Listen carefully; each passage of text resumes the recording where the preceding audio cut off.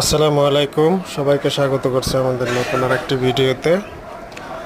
প্রিয় ভিউয়ার্স, আপনাদের মাঝে আবার একটা মজার প্রশ্ন নিয়ে হাজির হলাম।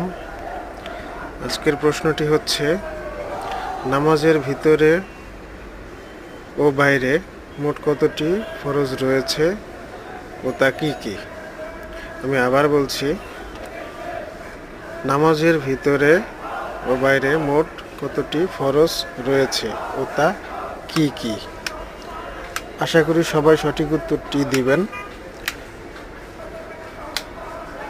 আজকে জুমার দিনে আপনাদের সাথে এই মজার মজার কুইজ খেলায় অংশগ্রহণ করতে চাচ্ছি। তো দেরি না করে সবাই ঝটপট কমেন্টে লিখে ফেলুন। ধন্যবাদ সবাই।